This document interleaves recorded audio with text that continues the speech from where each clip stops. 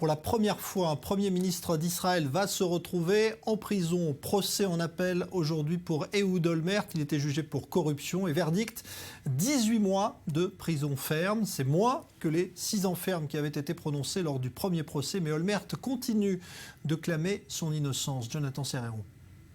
Ehud Olmert va devenir le premier chef du gouvernement de l'État d'Israël à entrer en prison. L'ex-premier ministre a été condamné par la Cour suprême du pays à une peine d'1 année et demie de détention. L'amende de 500 000 shekels a, elle, été levée. La Haute Cour a donc allégé en partie la peine de 6 années de détention prononcée au mois de mai par le tribunal de Jérusalem. À l'issue du verdict, l'ancien Premier ministre est apparu soulagé.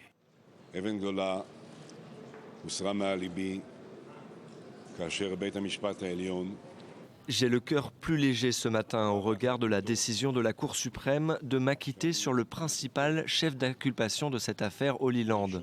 La Cour suprême a donc décidé que j'étais innocent dans cette affaire. Je tiens à préciser que ce dossier a été tout au long de ces derniers mois et ces dernières années un nuage noir au-dessus de ma tête et au-dessus naturellement de ma famille.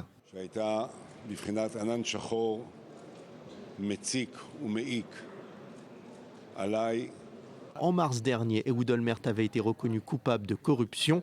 Il faut dire que l'ancien Premier ministre avait touché 750 000 shekels de pots de vin pour faciliter la conclusion de ce gigantesque complexe immobilier composé de 5 immeubles massifs situés au sud de Jérusalem. L'ex-maire de la ville sainte a aussi été reconnu responsable de mensonges pour ternir l'image du témoin de l'accusation, à savoir Shmuel Dankner, promoteur immobilier, est disparu en mars 2013. L'homme avait révélé aux enquêteurs avoir reçu d'importantes sommes d'argent pour favoriser les intérêts de plusieurs hommes d'affaires.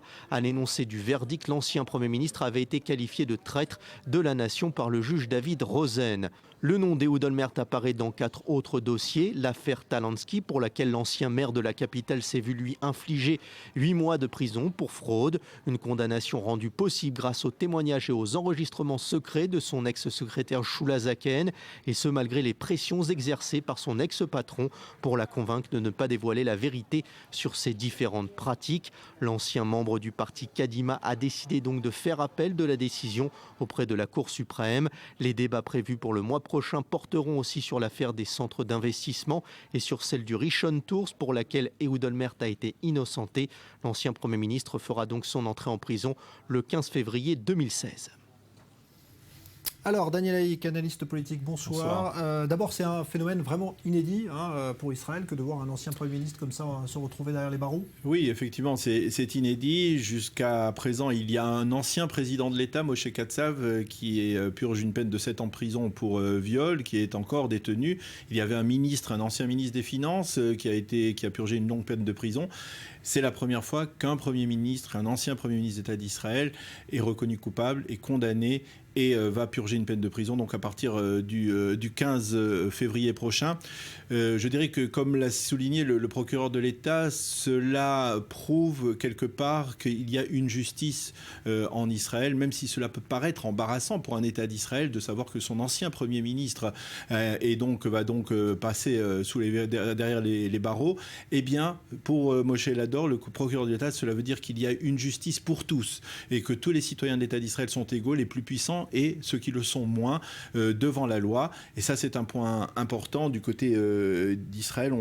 Du côté des autorités israéliennes, on souligne au sein du parquet israélien que c'est un avertissement en direction de l'ensemble des personnalités politiques. Toute personnalité politique qui aurait envie ou qui risquerait de tremper dans des affaires de corruption doit savoir qu'au bout du compte, eh bien, c'est la prison. Alors, il y a quand même un décalage entre le verdict de première instance, 6 ans, et puis celui d'aujourd'hui, 18 mois. Oui, alors il y a un décalage parce qu'il y a une différence d'appréciation entre le juge David Rosen, qui a jugé donc dans la première instance, dans le tribunal de district de Jérusalem, et les juges de la Cour suprême. Ils étaient 5 juges dans le cas précis. Il y avait dans la première instance 2 condamnations pour corruption. L'une dans le cadre, on avait reconnu coupable Ehud Olmert d'avoir perçu des pots de vin d'un d'un montant de 500 000 shekels dans une première phase et de 60 000 shekels dans une seconde affaire. Et finalement, dans la première affaire, eh bien, la Haute Cour de justice a estimé que le juge Rosen, la première instance, avait tranché un peu trop facilement sur la base de suppositions ou d'impressions et pas sur la base de preuves tangibles.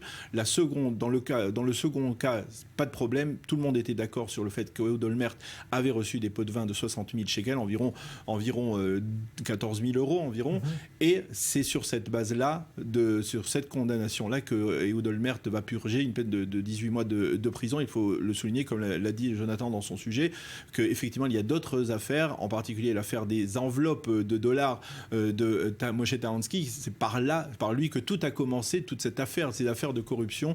Et dans cette affaire, Ehud Olmert a déjà été condamné à 8 mois de prison.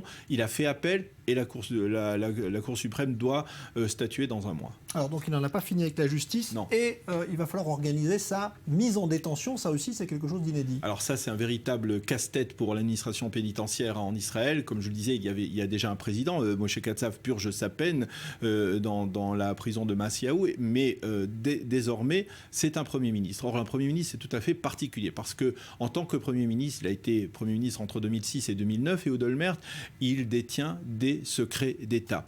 Et cela donc oblige d'une certaine manière l'administration pénitentiaire à se préparer. On suppose que ces secrets d'État risquent de lui être extirpés s'il est en contact avec d'autres détenus. On ne parle même pas s'il y a des détenus palestiniens et qu'il risque sa vie.